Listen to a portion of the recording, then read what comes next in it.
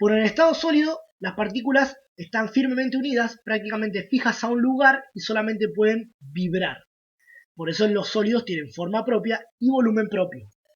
Ahora, cuando empieza a aumentar la temperatura, esas partículas empiezan a moverse con mayor intensidad. Al moverse con mayor intensidad puede ser que ya las fuerzas de atracción no las mantengan fijas en un lugar, sino que se empiezan a poder rotar y mover unas por encima de la otra.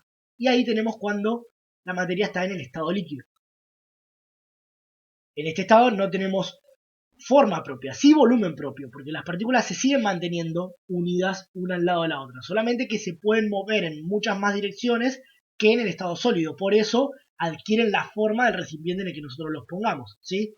Ahora, si seguimos aumentando la temperatura, vamos a llegar a un punto en donde las partículas ya, la fuerza de atracción no las pueda mantener juntas para nada y directamente se separen y empiecen a moverse por todo el espacio que tienen.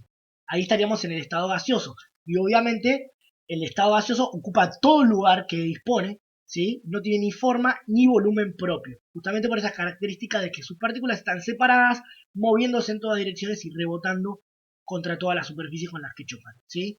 Bueno, los nombres, esto es lo de menos, digamos, en este momento no nos interesa tanto.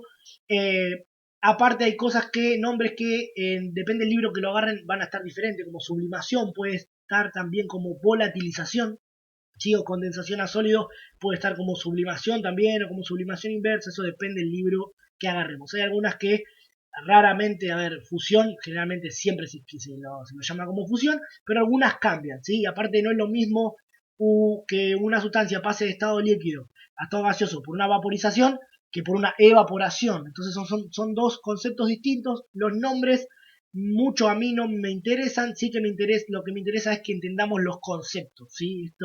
El concepto de qué es lo que está pasando con las partículas en cada estado, ¿sí? El nombre de cómo se llama, bueno, me fijo, googleo y sé cuál es el nombre, pero conceptualmente qué es lo que está pasando en cada estado y qué está pasando con la energía, que en este caso nosotros lo medimos como la temperatura, ¿sí? Cuánto se están moviendo las partículas para que haya un cambio de estado. Obviamente, si la energía va bajando, ¿sí? Si vamos en el sentido inverso, las partículas se empiezan a mover cada vez menos y la fuerza de atracción las vuelve a juntar, ¿sí? Lo teníamos algo en estado gaseoso, se empieza a mover cada vez menos porque baja la temperatura, cada vez menos cantidad de energía.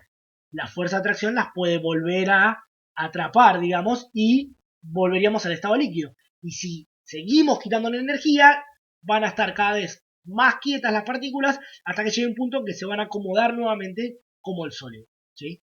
Ah, acá teníamos una aclaración, casi me olvido. No es lo mismo vapor que gas. ¿Sí? Esto no tiene que quedar claro. Ahora en este momento no lo vamos a utilizar, pero más adelante sí. Nos tiene que quedar claro cuál es la diferencia. Vapor es una sustancia que a temperatura ambiente no es gaseosa, pero que se encuentra en estado gaseoso. Por ejemplo, el agua. El agua a temperatura ambiente obviamente es líquida. Para que nosotros la tengamos en estado gaseoso, la tenemos que calentar. Bueno, a eso se le llama vapor. Ahora, un gas es una sustancia que a temperatura ambiente se encuentra en estado gaseoso, como el oxígeno o el nitrógeno que estamos respirando en este momento. Está en estado gaseoso a temperatura ambiente, entonces se lo llama gas. Entonces, si a temperatura ambiente está en estado gaseoso, es un gas. Si yo lo tengo que calentar para que esté en estado gaseoso, es un vapor. Bien, y esto es una aclaración, no lo voy a tomar ni en ningún momento, ni en una mesa, nunca tomaría esto, pero para el que le interesa y le gusta la materia, que lo sepa. La idea es la siguiente. Nosotros hasta ahora veníamos hablando sobre temperatura y cómo influenciaba la temperatura en los cambios de estado. Ahora, la cuestión es que no solo influye la temperatura, sino que la presión también influye. Nosotros no lo vamos a tener en cuenta esto, pero se los aclaro, ¿sí? Se los aclaro que la presión también es algo que influye.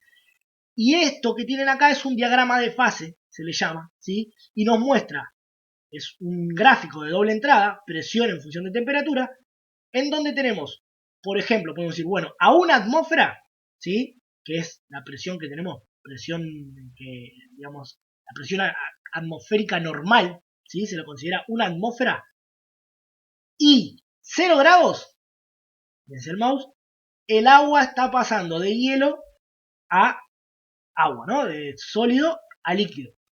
Si seguimos aumentando, a los 100 grados, pasa a estado gaseoso, a formar vapor, ¿sí? Esto siempre que estemos a una atmósfera, pero fíjense, si nosotros bajáramos a, por ejemplo, 0,1 atmósfera, que podría estar por acá, ya no pasaría a estado líquido. Primero, directamente ya ni siquiera pasa directamente a líquido, sino que volatiliza, ¿no? Pasa de sólido a vapor directo, ¿sí? Y obviamente no a los 0 grados, a otra temperatura. Entonces, la presión va a estar influenciando. No sé si ustedes sabían que, por ejemplo, el agua, cuando nosotros estamos en altura, en las montañas, hierve a una menor temperatura. ¿Por qué? Porque la presión en la altura es menor, o sea que en vez de tener una atmósfera vamos a tener, si estuviéramos en la cima de la Concagua, qué sé yo, 0,8 atmósfera, que estaría por acá.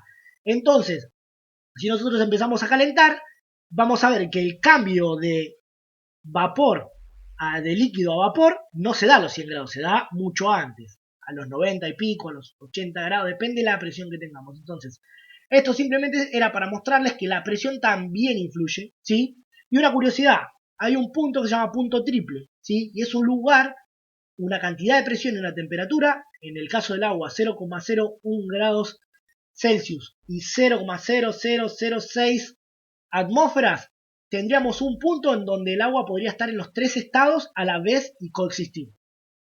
Y, o sea, estaría todo el tiempo cambiando de hielo a vapor y a agua en los tres estados juntos y puede coexistir en esos tres estados. Y bueno, por ahora nada más. Después si tienen alguna duda puedo profundizar en este gráfico que no está a escala, por eso acá se los aclara. Esto era una de las cosas que ustedes tenían que hacer bien en la línea de tiempo, la cuestión de la escala. Esto no está a escala y te lo está aclarando acá abajo, justamente. Si tuviera escala sería una línea más o menos como esta, te estoy explicando. Pero para que se vea bien y para que nosotros podamos analizarlo, de esta manera se puede ver todos los datos en un solo gráfico. Si tienen alguna duda, me pueden preguntar sobre esto, profundizo. Como les dije, igual esto último no se los voy a tomar para nada. Así que si les gustó, buenísimo, lo entendieron. Y si no lo entendieron, no se hagan problema, no lo tomo para nada, ¿sí? Espero que les haya gustado esta nueva metodología y espero sus respuestas. A ver si sigo de esta forma o si no. Así que bueno, hasta la próxima.